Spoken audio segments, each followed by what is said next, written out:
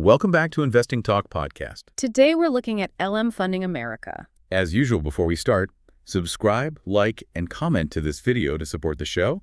And if there's a specific company you want us to look into, leave it in the comments below. So let's get into the analysis. For you, the listener, the immediate question is, what exactly is this company?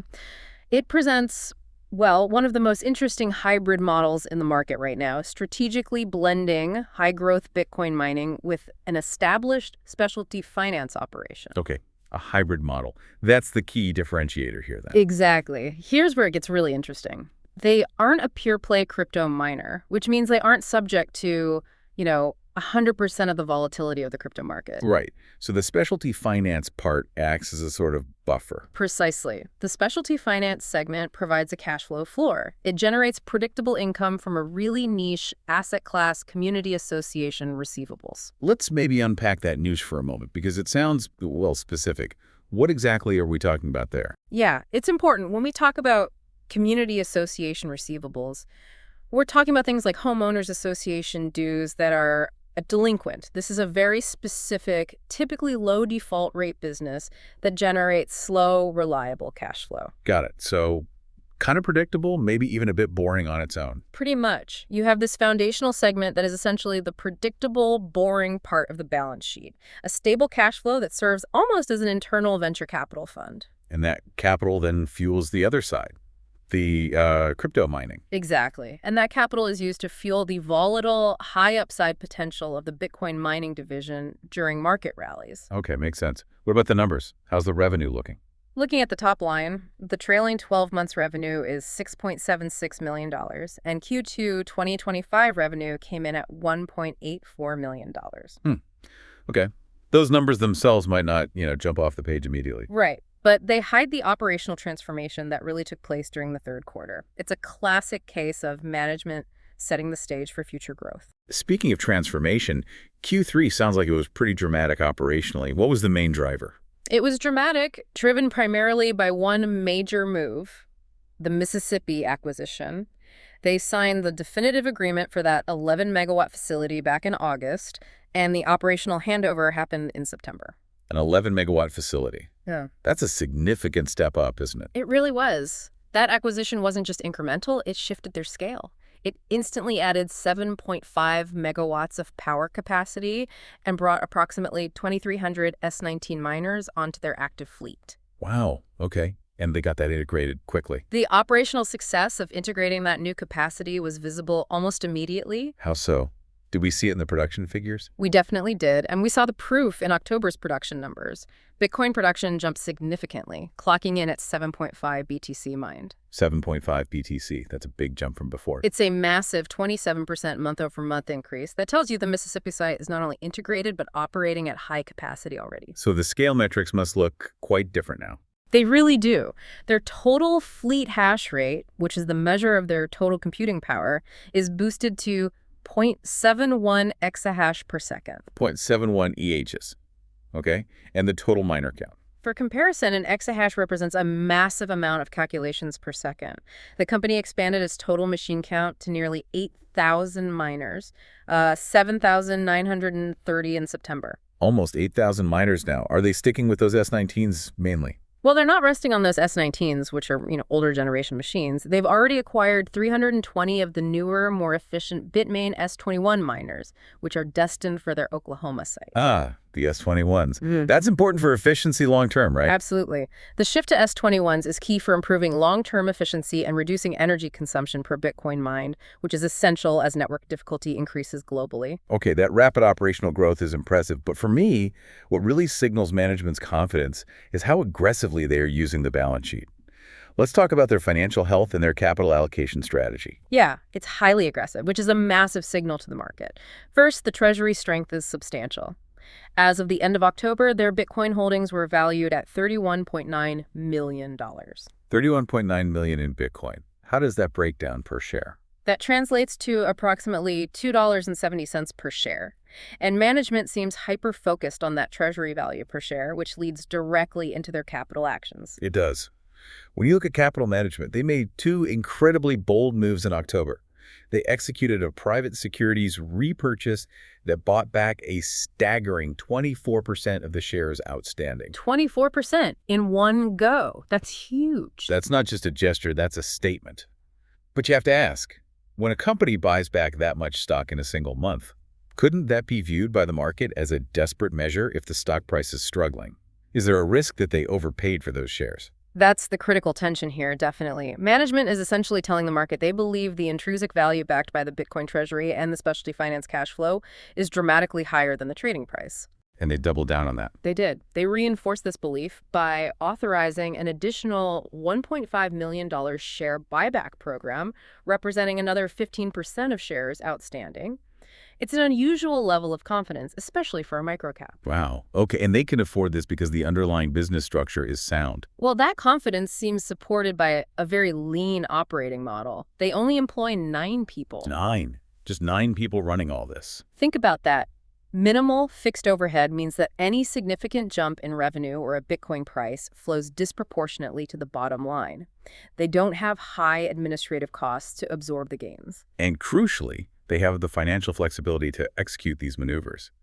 Their debt-to-equity ratio is low, hovering around 21.7%. Very low for this sector. Compared to many crypto mining peers who took on massive debt to scale, this low leverage allows them to make opportunistic acquisitions like Mississippi and engage in these significant buybacks without jeopardizing the core business. So the path to profit looks clearer now. They're still loss-making overall, right? They are still working toward full profitability.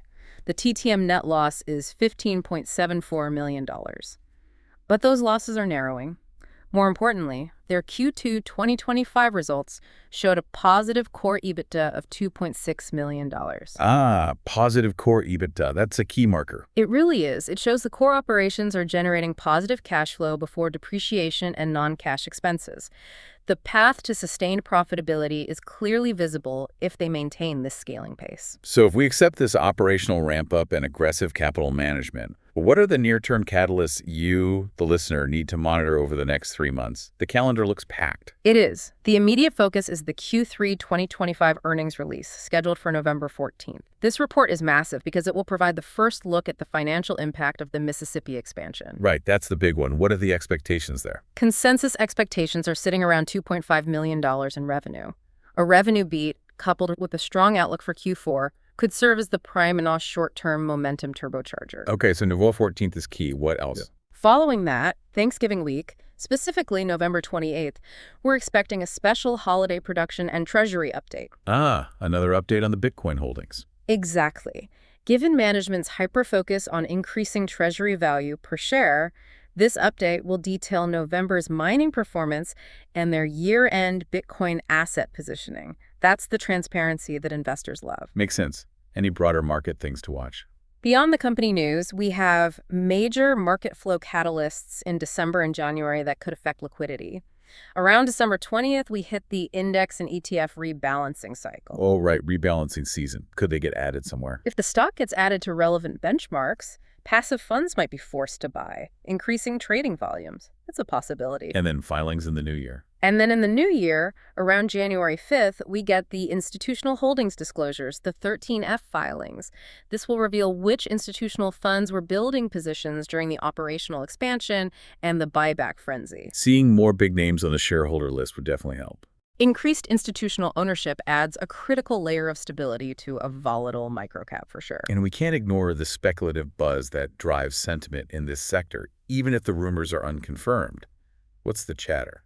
Well, the one generating the most volume is the potential for inclusion in Bitcoin ETF baskets. Really? Why them specifically? Given that they are holding a substantial treasury of Bitcoin, which is publicly tracked, there's market chatter that they could be one of the few miners included, which would open the door to massive new institutional capital. Still just chatter, though. Okay, ETF inclusion. What else? There is also persistent industry talk about strategic M&A. Because they have such a strengthened balance sheet and a low debt profile, they are in a great position to acquire distressed mining assets as the industry consolidates. Right, they could be the buyers, not the sellers in this environment. Exactly. They have the financial strength to be buyers, not sellers. Any other, maybe more out there rumors?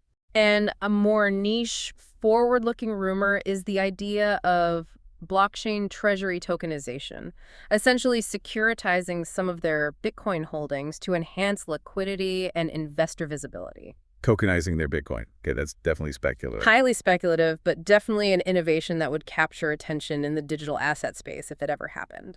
Let's pivot to the technical landscape and the necessary caveats. Given this extremely bullish narrative we've laid out, what do the charts say and how do we contextualize the risk here? Sure.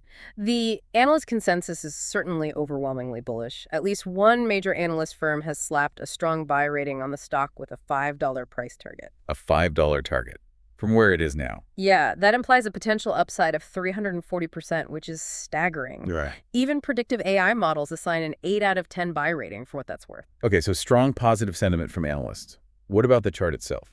Technically, the shares are consolidating above a major support level near $0.95. That means sellers have dried up near that low point. So holding above 95 cents is key support.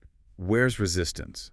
Immediate resistance is waiting at $1.40 and then more substantially at $2. We've also seen a recent bullish cross in the MCD, the moving average convergence divergence, which suggests short-term positive momentum is building. Okay, some positive technical signals. But we need to talk risk. How volatile is this thing? However, we must stress the risk profile here. It is extremely high risk, high reward. The beta for this stock is 2.73.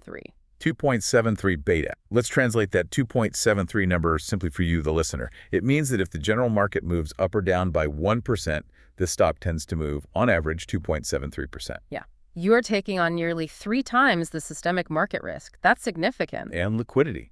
Is it easy to trade? Well, coupled with that high beta is a very small float. Only about 9.25 million shares available for trading.